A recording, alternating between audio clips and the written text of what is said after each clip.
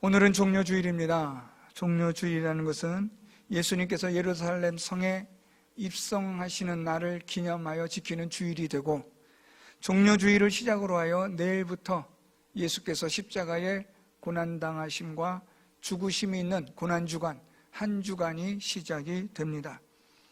예루살렘 성에 예수님께서 오늘 입성하시고 그 다음 날, 그리고 나서 성전을 청결케 하는, 성전을 장사하는 곳으로 만들어버린 사람들을 쫓아내시는, 성전을 정화시키는 일을 하십니다. 그 일로 인하여 대제사장들과 서기관들과 격렬한 논쟁이 벌어지고, 더 이상 예수님에게 어떻게 말로는 이길 수 없는 이들이 예수님을 죽이려는 음모를 준비합니다. 그러는 가운데 예수님의 제자 중에 한 명인 가룟 유다가 예수님을 돈을 받고 팔기로 작정합니다. 그리고 나서 예수님은 제자들과 마지막 유월절 만찬 식사를, 성만찬을 하시게 되고, 또한 사랑하는 제자 베드로가 부인할 것을 말씀합니다.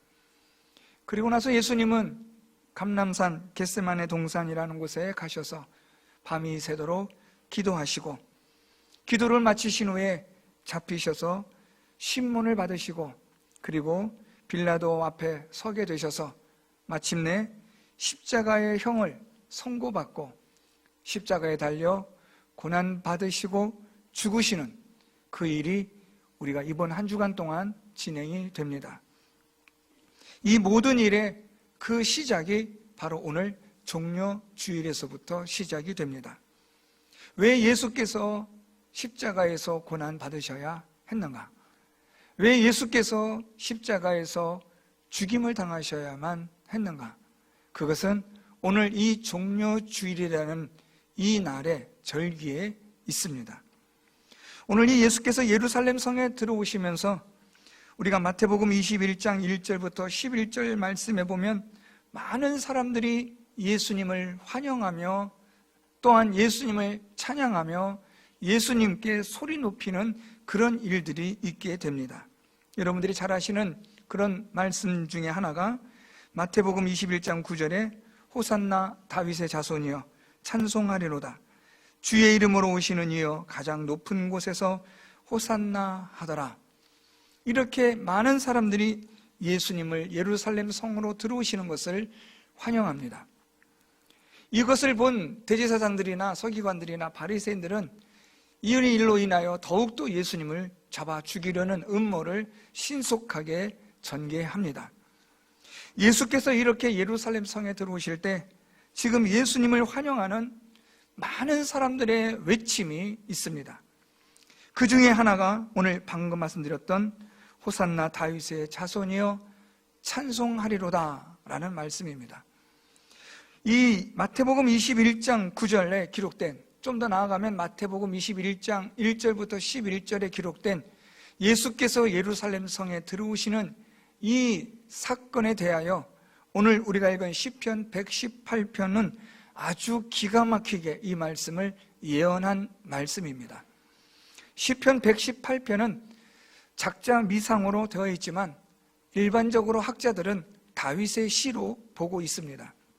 그렇게 본다면 다윗은 이미 1000여 년 전에, 거의 1000년 전에 예수께서 이 땅에 오셔서 하나님의 구원을 이루실 메시아가 오실 것이며 그 메시아를 통하여 많은 사람들이 기뻐하며 즐거워할 것이라고 오늘 이 시편 말씀을 통해서 오늘 우리가 지키는 종려주일을 예언하였던 겁니다. 여러분, 우리는 이 성경을 통해서 보면 이 성경의 역사가 기가 막힙니다. 어떻게 1000년 전, 1500년 전, 1700년 전에 기록되었던 그 하나님의 말씀이 어떻게 이렇게 1700년, 2000년의 시간의 공간과 간격이 있음에도 불구하고 이것이 정확하게 맞아떨어지느냐라는 신비스러움이 성경에 기록이 되고 있습니다.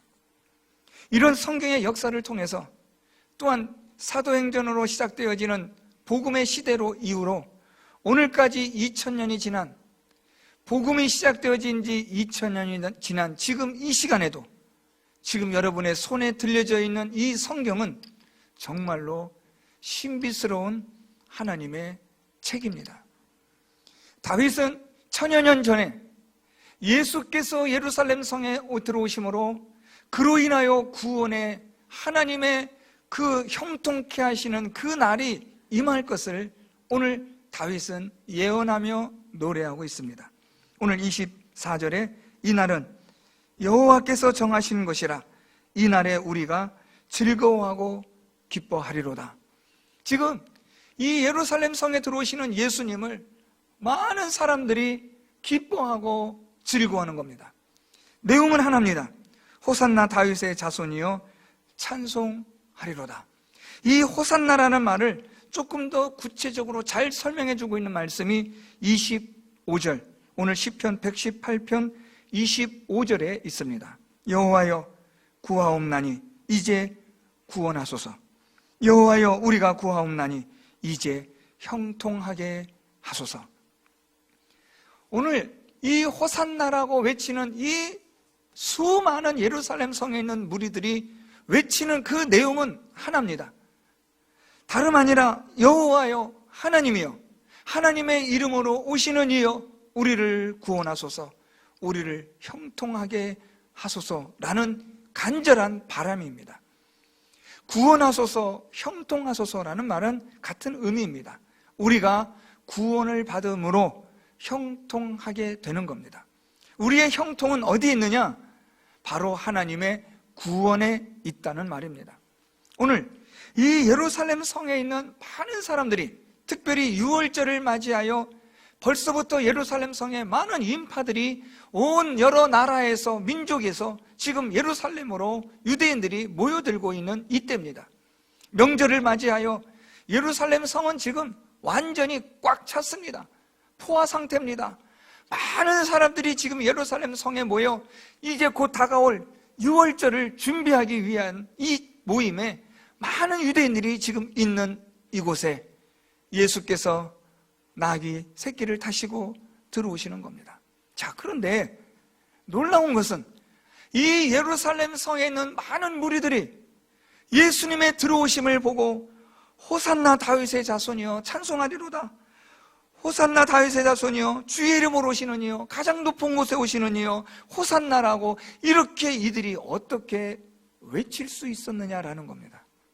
왜냐하면 오늘 이렇게 예수님을 환영했던 이 무리들은 예수께서 빌라도의 재판 앞에 서셨을 때 빌라도가 예수님을 어떻게든 놓아주려고, 죄가 없음을 알고 놓아주려고 내가 이 예수를 어떻게 하면 좋겠느냐라고 무리들에게 물어보았을 때 무리들이 무엇이라고 외치냐면 십자가에 못 박으소서라고 외쳤던 무리들이 오늘 본문에 등장하고 있는 무리들과 같은 사람들입니다.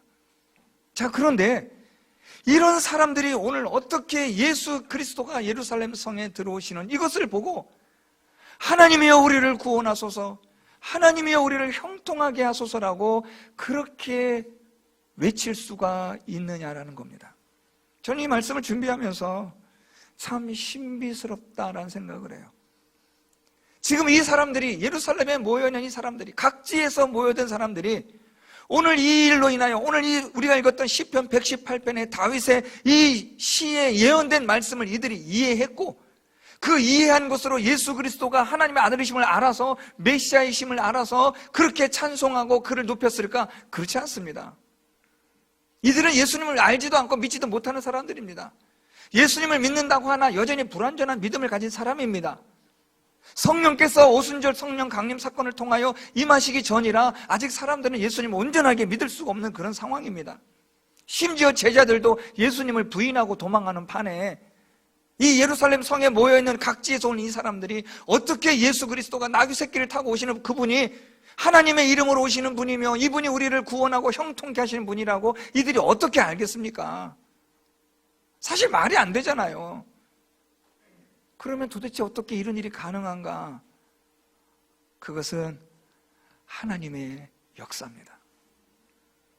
예수께서는 대제사장들이나 서기관들이나 바리새인들에게 이들이 외치지 않는다면, 이들이 이렇게 소리 지르지 않는다면 하나님은 길가에 있는 돌들을 통해서라도 소리 지르게 하실 것이다.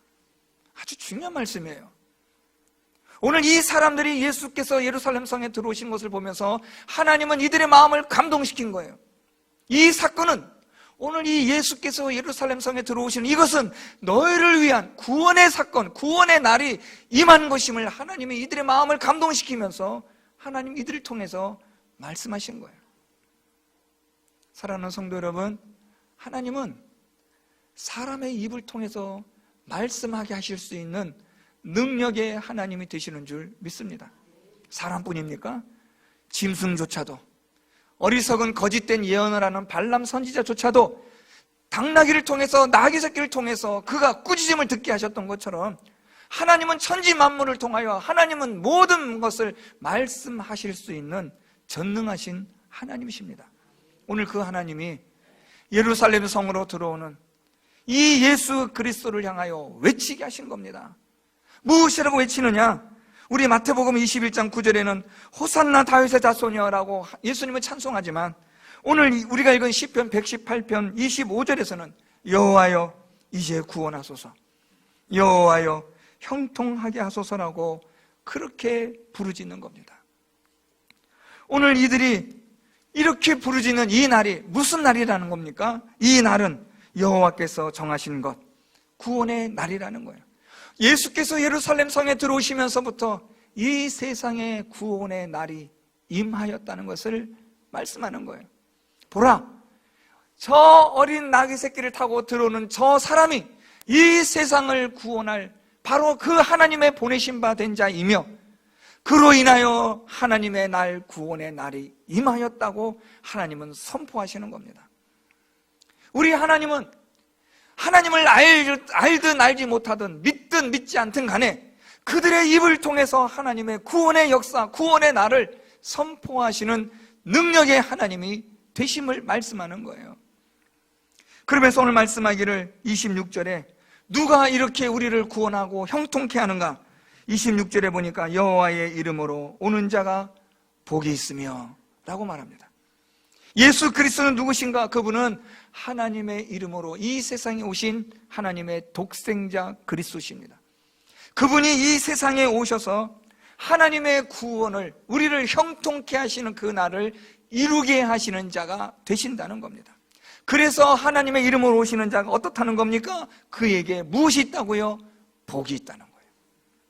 그 복이 무엇입니까? 우리가 구원받고 형통하게 되는 복입니다. 예수로 말미암아, 십자가로 말미암아 우리가 구원받고 형통하게 되어지는 이 복을 오늘 말씀하고 있는 겁니다. 그래서 오늘 예수께서 예루살렘 성으로 들어오실 때 하나님은 아무것도 모르는 이 무리들을, 하나님은 그들을 하나님께서 감동시킨 겁니다. 예수께서 들어오실 때 이 예수님을 아주 격렬하게 기쁨과 즐거움으로 환호하며 맞이하게 하신 겁니다. 그 내용은 하나입니다. 여호와여 이제 우리를 구원하소서, 여호와여 우리를 형통하게 하소서, 하나님의 이름으로 오시는 그에게 복이 있으며 라고 그렇게 외치게 하신 겁니다. 자, 그러면 하나님께서는 하나님의 이름으로 오시는 이 예수를 통해서 어떻게 구원하실 것인가를 보십시오. 27절 말씀입니다. 여호와는 하나님이시라. 그가 우리에게 빛을 비추셨으니 밧줄로 절기 제물을 제단 뿔에 멜지어다. 두 가지를 말씀하세요. 이 예수께서 하나님의 이름으로, 여호와의 이름으로 오는 복이 있는 이 예수께서 우리에게 복을 주시는데, 구원하시고 형통케 하시는 복을 주시는데 그것은 두 가지로 주신다는 겁니다. 첫째는 우리에게 빛을 비추심으로. 사랑하는 성도 여러분, 예수 그리스도는 빛이십니다. 하나님의 빛이십니다. 그분이 이 세상에 오셔서 하나님을 비추시고 하나님을 알게 하시고 믿게 하시는 분이 예수 그리스도가 되신 줄 믿으시기 바랍니다. 예수 그리스도는 빛이십니다. 오늘도 우리에게 하나님을 알게 하시고 계시하여 주시고 성경을 통하여 하나님을 믿게 하시는 그분이 예수 그리스도요, 예수 그리스도의 영이신 성령 하나님이십니다. 예수 그리스도께서 오늘 우리에게 하나님의 진리의 말씀을 전하시고 가르쳐 주심으로 하나님을 믿게 하시는 위대한 역사를 이루게 하신다는 거예요. 그래서 여러분 성경을 읽을 때 이 성경 말씀이 깨달아지고 믿어지는 이 은혜는 진리의 빛을 비추시는 예수 그리스도로 인한 하나님의 능력입니다. 어떤 분이 어떻게 예수님을 믿게 되었습니까? 라고 누가 물어봤더니 그분이 명답을 이야기하는 걸 들었습니다. 어떻게 예수를 믿게 되었습니까? 어떻게 이 성경 말씀을 믿게 되었습니까? 좀 더 자세하게 저에게 얘기해 줄 수 없겠습니까? 라고 물어봤더니 그분의 답이 그냥 믿어지고 깨달아지는데 이걸 어떻게 논리적으로 설명합니까? 제가 그 옆에서 그 말을 들으면서 무릎을 쳤어요. 믿어지는데 이걸 어떻게 설명합니까? 깨달아지고 그것이 아멘 되어지는데 이걸 내가 어떻게 논리적으로 우리의 사람의 이성적으로 이것을 설명할 수 있겠습니까? 설명 불가합니다. 하나님이 하시는 일은 사람의 논리로 사람의 이성으로 설명할 수가 없는 겁니다. 오늘도 하나님께서는 저와 여러분 우리에게 예수 그리스도를 통하여 진리의 빛을 비추셔서 이 하나님의 말씀이 깨달아지고 믿어지게 하는 은혜를 베풀어 주실 줄 믿습니다. 저는 이 자리에 계신 여러분들이 오늘 온라인 예배를 드리고 있는 우리 성도 여러분들이 이 하나님의 말씀에 진리의 빛을 비추시는 예수 그리스도를 통하여 하나님을 믿고 구원받고 형통케 되어지는 은혜와 복이 있기를 축복합니다. 자, 두 번째는 밧줄로 절기 제물을 제단 뿔에 맬지어다 라고 말합니다. 하나님께서 구원하시고 형통케 하시는 두 번째 방법이 밧줄로 절기 제물을 제단 뿔에 맬지어다. 아주 이 표현이 시적인 표현입니다. 이것을 좀 우리가 풀어서 설명하면 하나님에게 드릴 제물을 희생 제물로 드림으로 하나님의 구원과 형통이 임한다는 겁니다. 밧줄로 절기 제물을 하나님께 드릴 제물을 이 제단 뿔에 묶어 놓습니다. 왜요? 곧 잡아 죽일 것이기 때문에. 이 제물을 잡아 죽임으로 하나님에게 드릴 희생 제물이 되게 하셔서 구원하시고 형통케 하시는 하나님의 복을 주시려고 한다는 겁니다. 진리의 빛을 비추셔서 우리에게 구원하시고 형통케 하시는데 그 진리의 빛이 무엇이냐? 무엇이 진리냐? 예수 그리스도가 십자가에 달려 죽으심으로 우리의 죄를 대속하여 주신 그 진리를 말하는 겁니다. 그래서 여러분, 이 종료주일은 제가 일부 예배 때도 잠시 말씀드렸는데 참 묘합니다. 예루살렘 성에 들어오시면서 많은 사람들이 호산나 외치며 여호와여 이제 구하옵나니 우리를 구원하소서, 여호와여 구하옵나니 이제 형통하게 하소서, 지금 그렇게 막 외치고 있는 거예요. 그런 기쁨의 소리가 막 넘쳐나는 거예요. 즐거움의 소리가 막 넘쳐나고 있는 거예요. 이것을 저는 악기로 비유하면 마치 바이올린 같아요. 바이올린처럼 아주 높은 음으로 소리 높여 찬양하는 거예요. 하나님의 그 구원, 하나님의 그 놀라운 위대한 역사, 우리를 형통케 하시는 일, 이 일로 인하여 기뻐하고 즐거워하는 외침이 막 퍼져나가는 거예요. 사람들이 난리가 난 거예요. 오셔서 우리를 구원하시고 오셔서 우리를 형통하게 하여 주옵소서. 하나님께서 외치게 하시는 이 외침대로 아주 즐거움이 가득해요. 그런데 이 구원의 형통의 즐거움을 위하여 예수께서는 십자가에 달려 죽으셔야만 하는 겁니다. 이 구원을 위하여, 형통함을 위하여 예수께서는 십자가의 죽음의 길로 걸어가셔야 한다는 말입니다. 바이올린 소리가 아주 높은 음으로 우리를 신나게 흥있게 그렇게 춤을 추게 하는 것이라면 예수 그리스도의 십자가의 고난과 죽으심은 마치 콘트라베이스 같은 가장 낮은 음의 악기로 연주되어지고 있다는 거예요. 예수 그리스도의 고난과 죽으심에 그 낮은 음이 밑으로 지금 깔려 있는 겁니다. 아주 낮아요. 제가 개인적으로 듣기 좋아하는 악기 중에 하나가 콘트라베이스입니다. 소리가 정말 낮아요. 그 낮은 음으로 둥둥둥 치는 소리가 참 마음의 깊은 곳을 건드리는 묘한 매력 있는 악기더라고요. 이 콘트라베이스와 같은 가장 낮은 음으로 깔려 들어가는 것이 무엇이냐면 예수 그리스도의 십자가의 고난과 죽으심이에요. 환호성으로 사람들이 기쁨으로 즐거움으로 외치는 그 높은 톤의 소리와 함께 예수 그리스도의 십자가의 고난과 죽임당하시는 그 낮은 음이 지금 이 예루살렘 성 안에 혼재되어 있어요. 어떻게 들으면 바이올린 소리가 나고 어떻게 들으면 콘트라베이스의 낮은 소리가 들리는 거예요. 저는 이 종료주의를 생각하면서 그런 생각을 했어요. 기쁨과 구원의 소리가 넘쳐나지만 그러나 한편으로는 예수 그리스도의 십자가의 고난의 신음소리, 십자가에 달리셔서 고통당하시는 예수님의 그 절규, 어찌하여 나를 버리셨나이까라고 엘리엘리 라마 사박단이라고 외치는 예수님의 그 절규가 함께 어우러지는 이곳이 바로 예루살렘 성이며 오늘 종료주일입니다. 사랑하는 성도 여러분, 종료주일은 무엇이냐? 오늘 말씀처럼 여호와여 이제 구원하소서, 여호와여 이제 형통하게 하소서, 이제 이 날이 여호와께서 정하신 날이고 우리가 즐거워하고 기뻐하리다. 그래서 무엇이라고 말합니까? 오늘 말씀 보면 주는 나의 하나님이시라 내가 주께 감사하리다, 주는 나의 하나님이시라 내가 주를 높이리이다. 하나님을 찬송하는 소리가 가득한 날이 이 종료주일이지만 잊지 말아야 할 것은 예수 그리스도의 십자가의 고난과 죽임을 당하시는 사건이라는 거예요. 이 두 가지가 함께 있는 거예요. 구원으로 기뻐하며 즐거워하지만 우리의 이 구원과 형통함을 위하여 누군가는 죽으셨다는 거예요.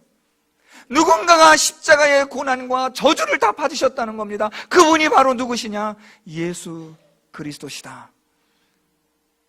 사랑하는 성도 여러분, 이번 한 주간 내내 나에게 고난과 나에게 이 놀라운 십자가의 죽임을 내가 당해야 하는데, 내가 죽어야만 하는데 나 대신에 고난당하시고 죽임당하신 예수 그리스도를 생각하시며, 그러나 우리가 이 예수 그리스도의 고난과 죽으심을 인하여 가슴을 치며 슬피 우는 마음을 갖지만, 그러나 그리스도로 인하여 구원받고 형통하게 되어짐에 대한 기쁨과 감사가 있어야 한다는 거예요. 이 두 가지는 우리의 믿음 생활이 마치는 그날까지 그리스도의 고난과 죽임당하심과 함께 그것으로 인하여 내가 구원받고 형통함을 얻었다라는 이 감사가 항상 병행되어져야 한다는 겁니다. 그래서 오늘 말씀에 우리 본문에 보면 28절에 이렇게 다윗은 시인은 고백합니다. 주는 나의 하나님이시라 내가 주께 감사하리다. 주는 나의 하나님이시라 내가 주를 높이리다. 왜요? 날 위하여 십자가에서 고난당하시고 죽임당하신 그 주님, 그 하나님 때문에 내가 구원받고 형통하게 되었기 때문에 주는 나의 하나님이시라, 주는 나의 하나님이시라 내가 그분께 감사하며 내가 그분을 높이리다. 사랑하는 성도 여러분, 종료주일과 함께 고난주간이 시작되는데 예수 그리스도의 십자가의 고난당하심과 죽임당하심을 통하여 내가 구원받고 형통한 자가 되었다는 이 놀라운 복된 소식이, 이 놀라운 진리가 여러분 마음에 깨달아지고 믿어지는 은혜가 있는 그런 한 주간이 될 수 있기를 바랍니다. 그래서 여러분의 고백이 내가 주께 감사하리다, 내가 주를 높이리다, 이것이 우리의 고백이 되어야 돼요. 주는 나의 하나님이시라 내가 주께 감사하고 내가 주님을 높이겠습니다. 우리 일평생 사는 동안 이 믿음의 고백이 우리 모두에게 있기를 소망합니다. 주는 나의 하나님이시라 내가 주께 감사하고 주는 나의 하나님이시라 내가 주님을 높이겠습니다. 제가 어떤 책을 읽다가 어떤 분이 손을 하나 들면서 예수 복음을 전하는데 손을 하나 든 거예요. 저는 저 손이 뭔가 싶었어요. 그 의미는 one way, 오직 한 길, 예수 그리스도. 저는 우리 성도 여러분들이 일평생 사는 동안 마지막 그 순간까지 우리에겐 오직 한 길, 예수 그리스도만이 저와 여러분 우리의 하나님 되심을, 주님 되심을 고백하는 믿음이 있기를 바랍니다. 그래서 그분께 감사하고 그분의 이름을 높여드리는 저와 여러분 우리 모두가 될 수 있기를 예수 그리스도의 이름으로 축원드립니다.